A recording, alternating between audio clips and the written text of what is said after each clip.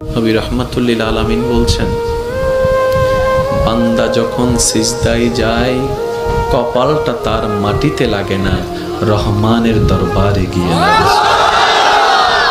আফসোস আমাদের জন্য সেই সিজদাকে না বুঝার কারণে। আপনাদের মসজিদেও হয়তো অনেকবার আপনারা লক্ষ্য করেছেন, রুকুতে না হয় সিজদাতে না হয় বৈঠকে ইমাম যদি কোনো রকম একটু দেরি করে, 5-10 সেকেন্ড যদি একটু সালাম ফিরাতে দেরি করে কিংবা উঠতে দেরি করে, পিছন থেকে একটা কাশি নামক মিসকল চলে আসে। চলে আসে, ও ভাই তুই কাশলি কেন, তোর কি জক্কা হয়েছে? বলে যে না, ঠান্ডা লেগেছে। না তো কাশলি কেন?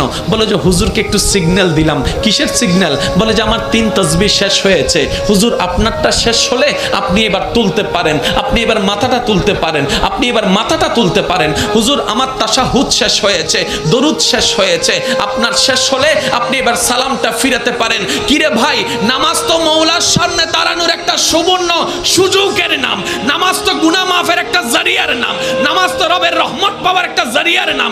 এখানে এসে তুই তাড়াতাড়ি করছিস কেন? বলে যে আফসোস, আমি নামাজটা জেনেছি, বুঝার মতো বুঝতে পারিনি। জেনেছে তারা শুধু সপ্তাহে জুমার দিন যায়, আজকে যেমন গিয়েছে 2 রাকাতের জন্য।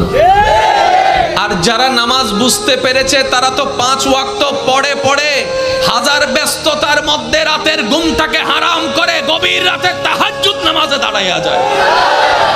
কাউকে টেনে মসজিদে আনা যায় না, ওরা হচ্ছে জান্নেওয়ালা, আমার মতো আপনার মতো। আর যারা নামাজকে বুঝতে পেরেছে, নামাজের স্বাদ বুঝতে পেরেছে, নামাজের মজা বুঝতে পেরেছে, রুকুর মজা বুঝতে পেরেছে, সিজদার প্রশান্তি বুঝতে পেরেছে, তাদেরকে টেনে সিজদা থেকে তোলাও যায় না।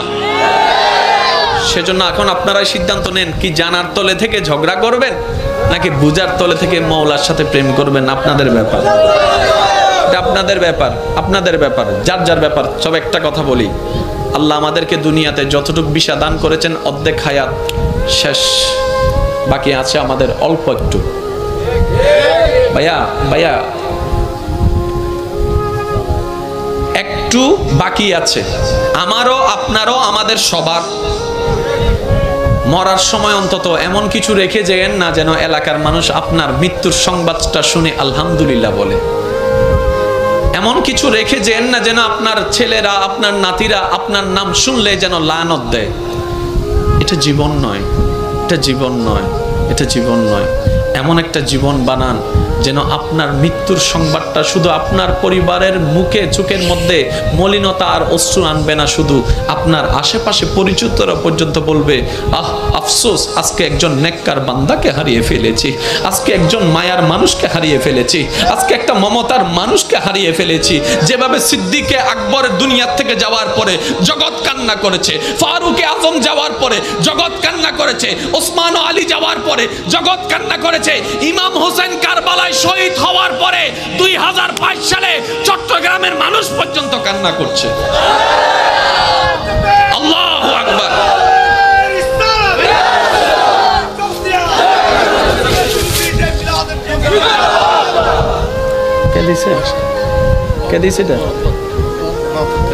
মাশাআল্লাহ, মাশাআল্লাহ, মাশাআল্লাহ, আলহামদুলিল্লাহ। আমি রাখছি, সবাই বলেন একবার মারহাবা। তাহলে একটার নাম জানা। অনেকে বলবেন, হুজুর এই জানা এবং বুঝা শব্দ নিয়ে এতক্ষণ সময় পার করে দিলে কেমনে হবে? ভাই, জানতে বেশিক্ষণ লাগে না, বুঝতে একটু সময় লাগে। এবার আসেন, জানাটা হয় কোন জায়গায়, বুঝাটা হয় কোন জায়গায়। মনোযোগ, মনোযোগ আছে।